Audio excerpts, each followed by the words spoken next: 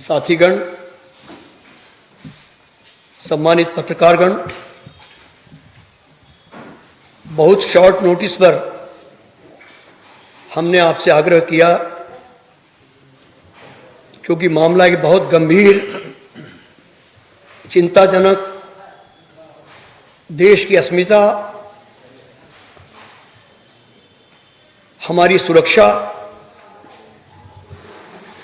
और देश के वीर सैनिकों के सम्मान से जुड़ा हुआ है। इसलिए ताबड़तोड़ आपसे प्रार्थना की, आप कृपापूर्वक पधारे, लिहाजा मैं आपको धन्यवाद देना चाहूँगा।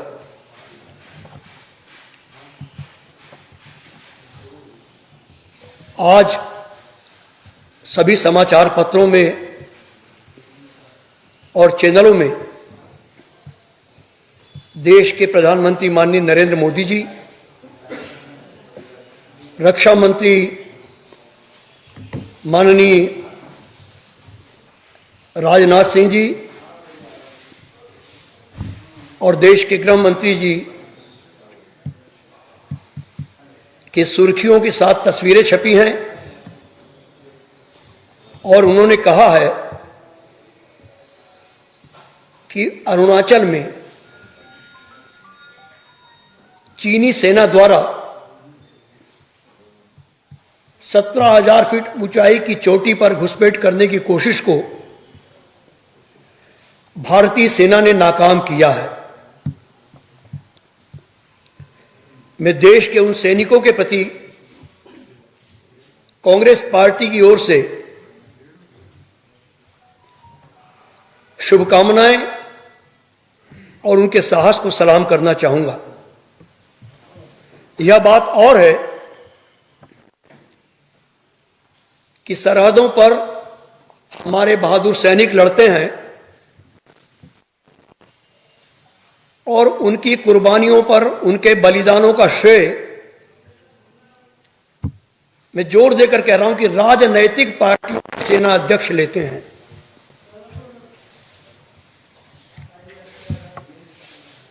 भारत और चाइना के पिछले कई दिनों से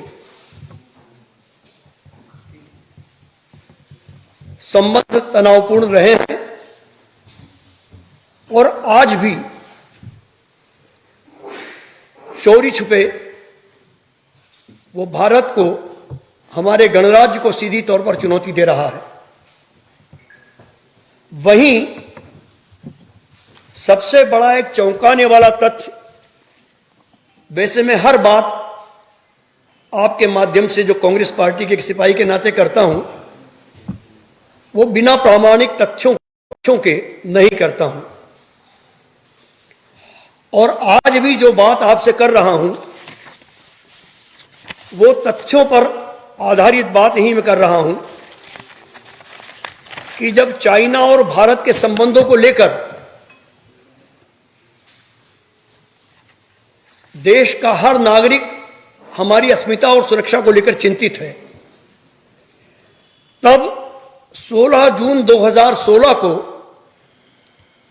शाम 6:06 पर मध्य प्रदेश के मुख्यमंत्री माननीय शिवराज सिंह चौहान जी एक ट्वीट करते हैं अपने अधिकृत ट्विटर हैंडल से। उस ट्वीट में लिखा होता है कि communist party of China and BJP have done numerous work in social field, this way there is turnout similar between the two parties.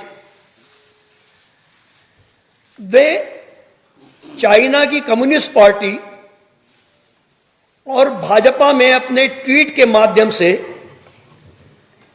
जबरदस्त समानता और साम्यता बता रहे हैं। मैंने डेट, टाइम और मिनट तक का इसमें उल्लेख किया है कि उन्होंने भारतीय जनता पार्टी और चाइना की कम्युनिस्ट पार्टी के साथ जबरदस्त और बेहतर साम्यता वर्णित की है। इन स्थितियों में स्वाभाविक है, क्योंकि उसका खंडन आज तक नहीं हुआ है। स्वाभाविक है कि भाजपा, राष्ट्रीय स्वयंसेवक संघ और शिवराज सिंह जी चौहान, इनके चाइना से गहरे ताल्लुक हैं। यह हमारा आरोप नहीं है, ये उन्हीं के ट्वीट में उनके शब्द उल्लेखित हैं। यह भारतीय जनता पार्टी के कथित देशभक्ति, राष्ट्रवाद, छद्म राष्ट्रवाद, हमारी सरहदों पर कुर्बानी देने वाले सैनिकों के बलिदान के दृष्टिकोण पर एक प्रश्न चिन्ह उपस्थित करने वाला ट्वीट है।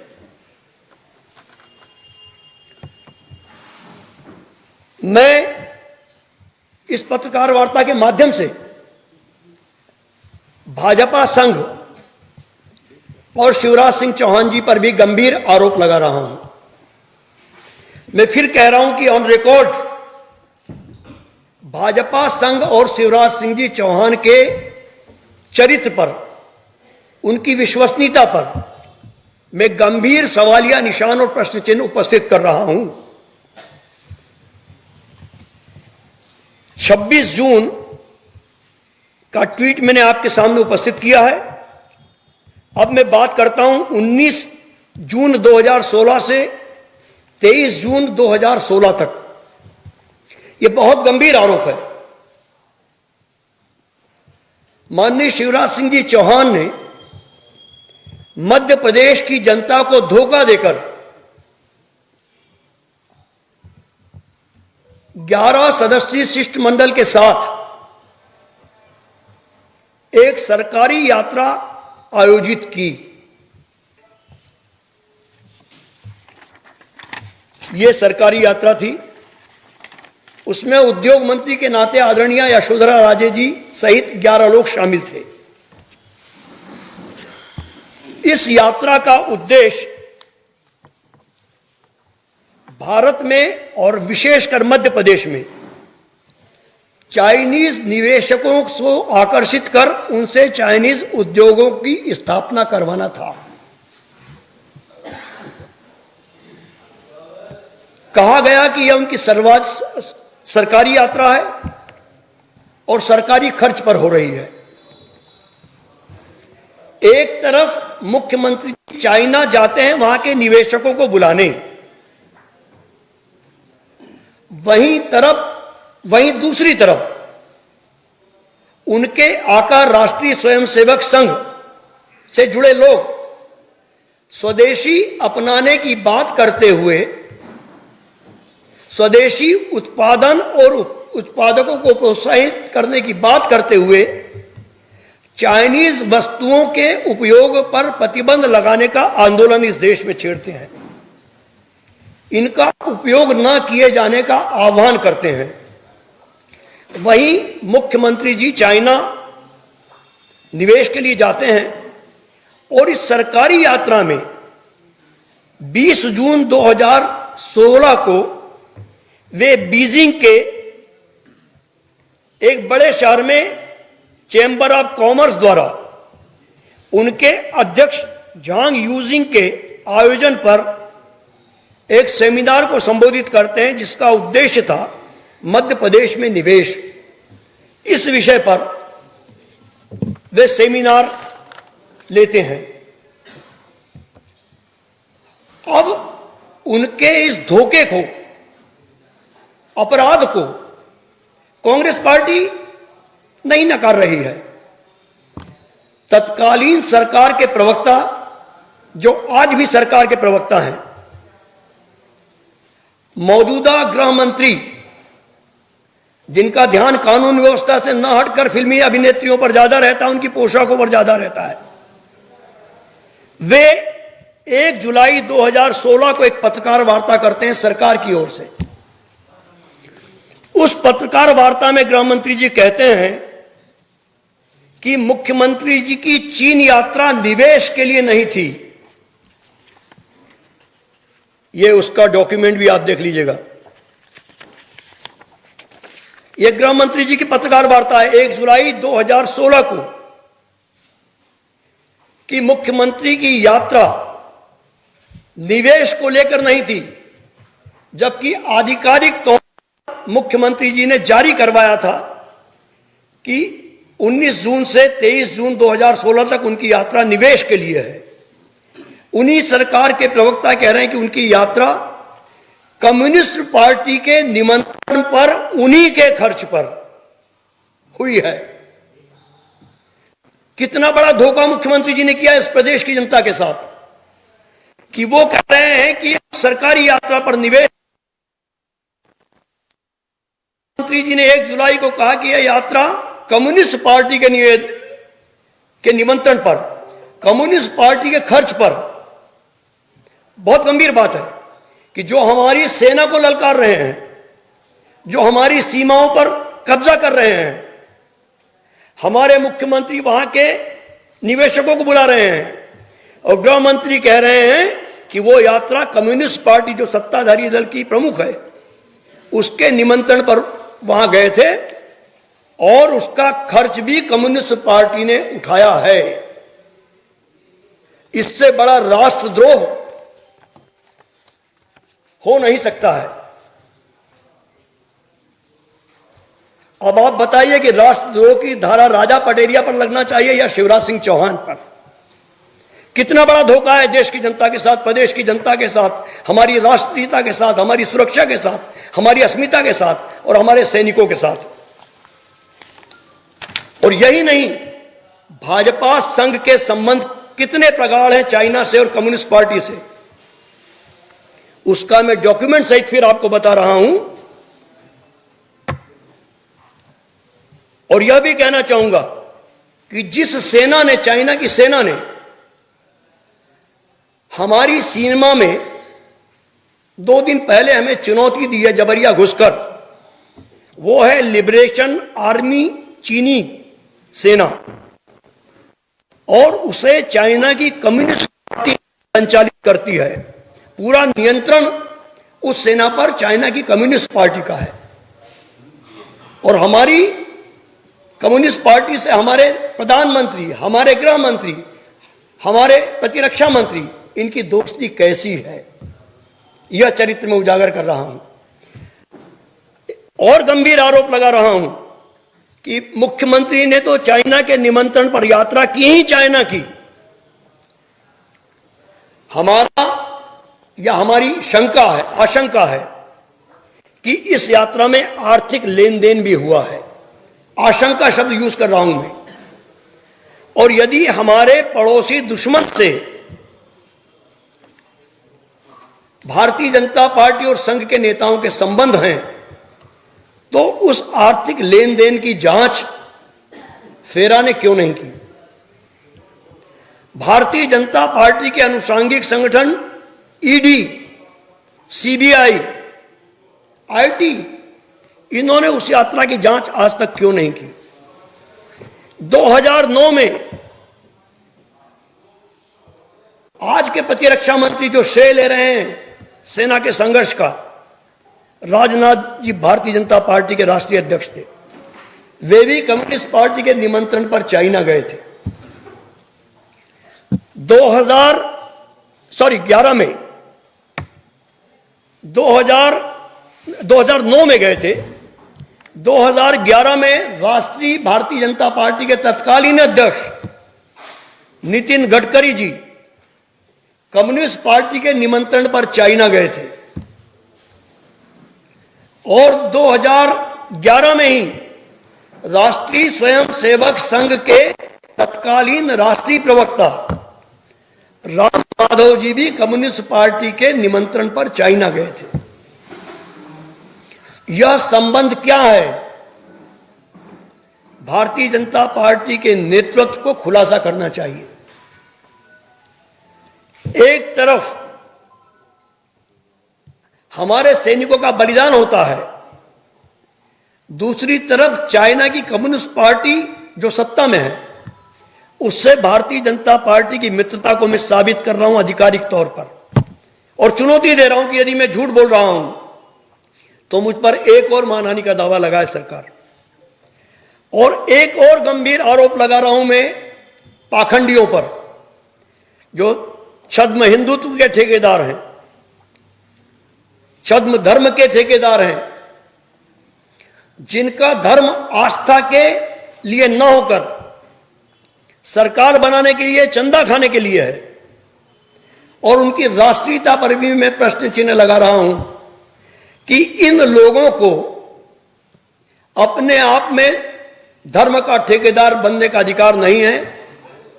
छद्म हिंदुत्व का ठेकेदार शब्द उपयोग करने का इनके लिए अधिकार नहीं है, और राष्ट्रवादी समर्पित होने के लिए इनको अधिकार नहीं है।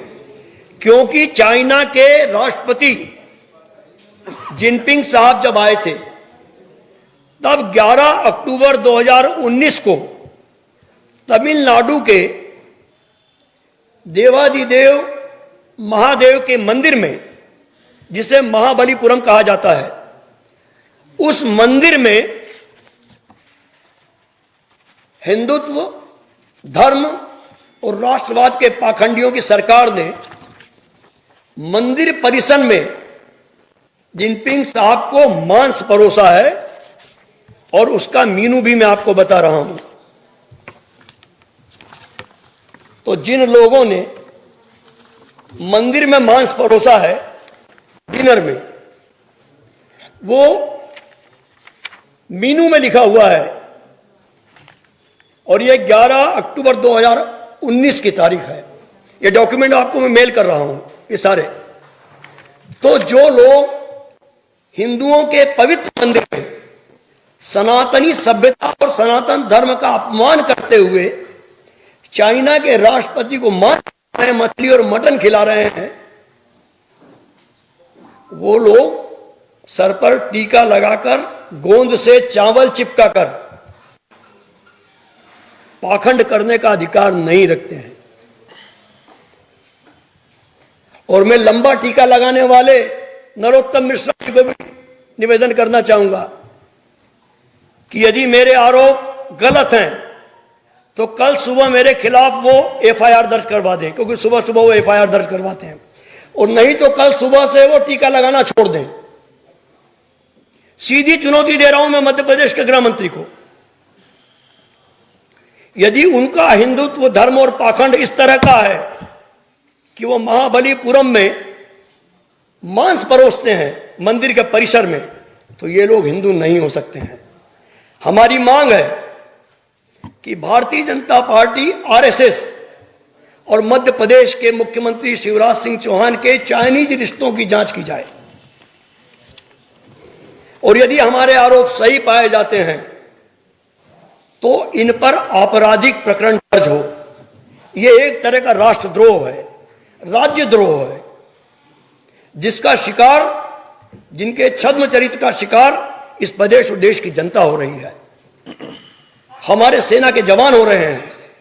तो ये गंभीर आरोपों के साथ मैं प्रमाण भी आपको मेल कर रहा हूं, जो भी आपको राइटअप दिया जाएगा उसमें भी उसकी कॉपी अटैच्ड है, और मैं अपने मेल पर भी डाल रहा हूं शिवराज सिंह जी चौहान और गृह मंत्री को चुनौती देते हुए कि या तो वो इस अपराध को स्वीकार करें, सरकार उन पर राजद्रोह का मुकदमा दर्ज करे, और अपने नाम के आगे लगाए जाने वाला हिंदू धर्म का उपयोग, राष्ट्रवाद जैसे पाखंडी शब्दों का उपयोग करना छोड़ें।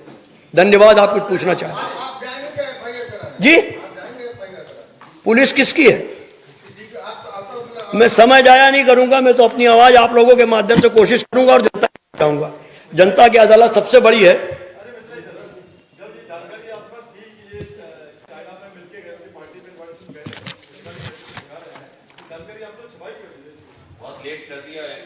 मैंने लेट इसलिए किया कि चाइना की सेना ने हम पर अटैक परसों किया है। मेरा निवेदन सुनिएगा, अब पहले नहीं किया तो आज भी सोया रहूं, ये कोई औचित्य नहीं है, ये प्रश्न औचित्य वाला नहीं है। मेरी बात सुनिए, अभी मेरी आंखें खुली तो अभी सवेरा हुआ है, नंबर 1।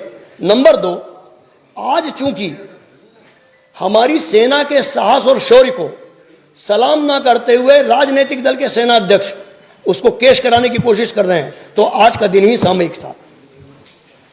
अब ये तर्क नहीं होता है कि कब उठाया। बच्चा पैदा होने के 3 साल बाद भी जन्मदिन मनाते हैं, पहले और दूसरे साल नहीं मनता है। सवाल क्या रखिए, आज आपको बताऊंगा। Thank you. और कुछ?